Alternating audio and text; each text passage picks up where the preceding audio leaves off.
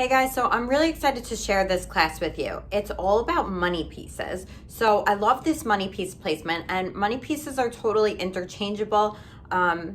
So a while back, I did my first client who just wanted this solid money piece, and it was my sister, and I disagreed. I was like, I don't like this. Let's not make this a thing. It became a thing regardless, and now people just want the money piece and leave the rest of their hair dark or whatever color it is, and it's cool. It's grown on me. I actually really like it, so I decided to make a class on that because another one of my friends wanted it, and this would be the fourth just the money piece that I'm actually doing,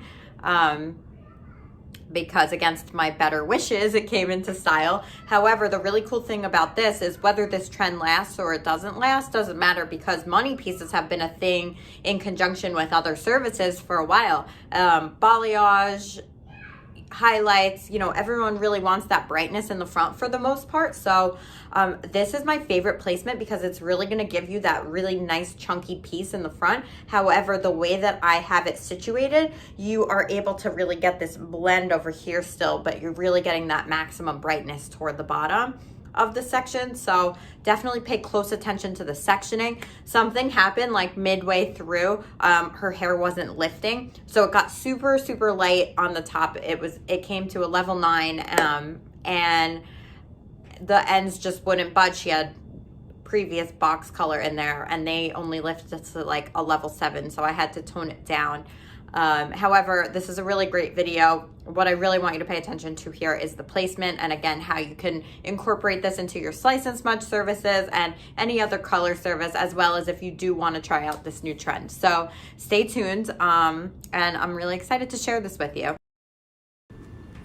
All right, so here on my model, I left out about an inch and a half around the face. Maybe not all that hair is going to get covered with lightener, but let me show you. So I am starting off with a little diagonal section, and you can see that I just used the tail end of my comb and I pull that under. Now, what's really important about this, and I'm using 20 volume, by the way, with my lightener. What's really important about this is that you are tucking that tail of the foil underneath. And here's why. When you're working around the face, so I'm closing it, I'm being very gentle, and I'm actually using the tail of my comb to push that back up so that I don't get any bleeders. Now around the face, because these sections are so thin, you want to make sure that you're locking your foils, okay? So you'll see I did the same thing with the tail of my comb and just organically took out this little section. I'm folding underneath. I'm making sure it's flat against her head, and I'm going in with my lightener with 20 volume. And again, these foils do have a tendency to slip because there's really not a lot of hair in there. So make sure you lock it. A lot of times I'll actually lift up the foil underneath, and if I feel that it's starting to slip. So you'll see I'm doing back-to-back diagonals here still. Almost like a weave, but I don't want it to be so perfect.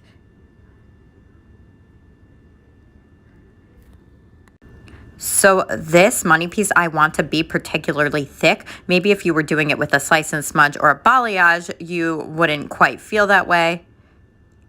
So see there, it slipped a little, so I'm lifting it up there just using the tail of my comb. And I'm locking it in. And I'm still working on diagonals here. To me, this has always been the hardest part of the head to foil around the face because they tend to slip. So what I do now is I work on these little diagonal sections so that I'm not like kind of painting or putting foils on her face necessarily. And I feel that it helps them stay better.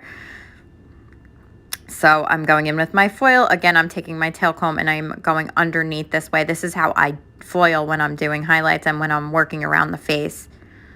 And then I'm using my hand. You could see that I put my hand underneath the foil. And I'm kind of using my hand like in lieu of a board, basically. It's going to help so you're not painting on top of the bumpy surface that is someone's face. And you'll see I lock it. So when I lock my foils, I want to be really gentle. And I kind of want to fold them on either side of the section that's the same thickness of the section. So I'm being organic here with my placement, but I'm going right around the face. You don't want any baby hairs to get in there though. So if that person has any baby hairs, make sure that you push them out in advance. So I'm still working on my diagonals around the face, using my hand there for support. And I'm actually being really gentle when I pull up the foil, which you can't tell in the video, but you don't want it to slip if it doesn't have to. So keep some tension, pull that back up there, make sure it stays really close to her scalp, and just lock it in. So now going to that hairline, working around the part. So her part is in the middle. Keep that in mind. You would move this sectioning to different parts of the head. So you want that section, this part of the section, to be around the part line. So I'm starting out diagonally and taking little sections. And another thing that I want you to note is that I try to keep my lightener a little bit thicker here around the face and use a daintier brush than I do around the rest of the head. So the reason is because these foils do have that tendency to slip. Having the thicker lightener helps really be a glue. And yeah, that's why I do that. So I want you to really pay close attention to what I'm doing here with the sectioning. It's of the utmost importance. So look at my hand. When I put my hand back down, look at it. My dog scratched me. But it's fine. So I'm taking little, almost like weaves, but you could see how it is very much organic and there is no perfect science to it. And I am just gently taking that lightener to the top of the section, making sure my saturation is really, really solid.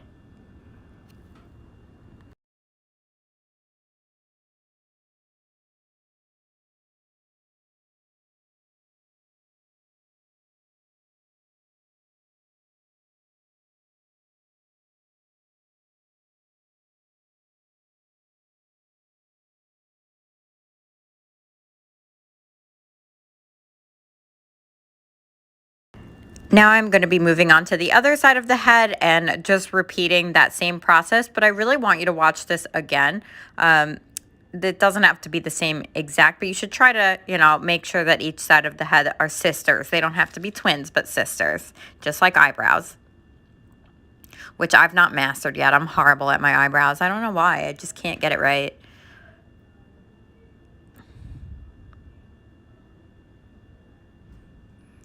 And so I'm probably not going to say much for this next part of the head because it's really the same thing as the other side of the head. But I still think it's important that you watch just from a different view and a different angle.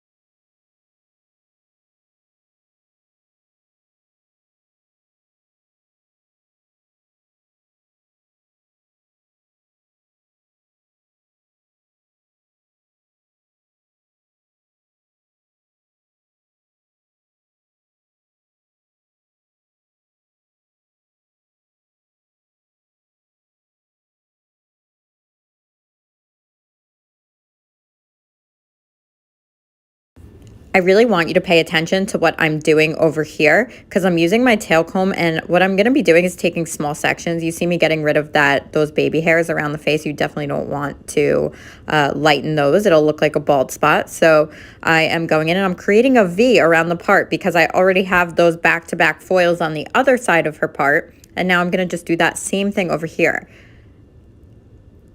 And this placement is going to create the most beautiful blend, and I will show you why that's the case. I don't always do this. I don't always do this sectioning, but it's just bold enough for her, but it keeps it super blended, so I don't even have to smudge her hair at all.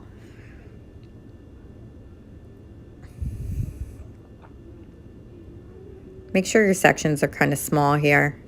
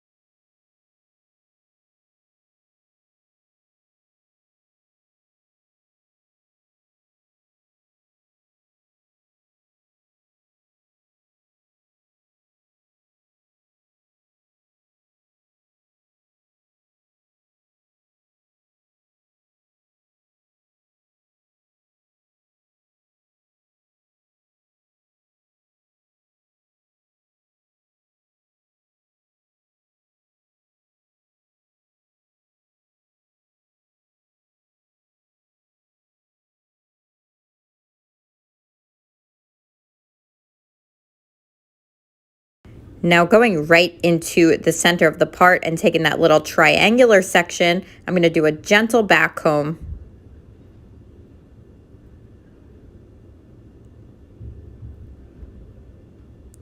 Make sure my saturation is good and just ever so gently blend it. Kind of lock in my foil.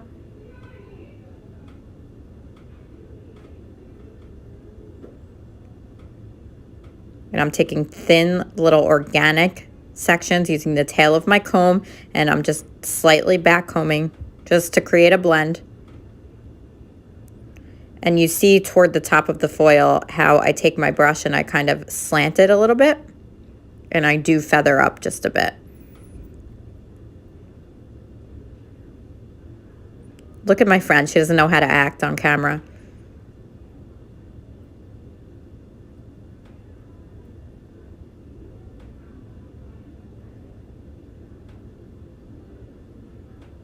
Get all that teased hair out of the way and be neat.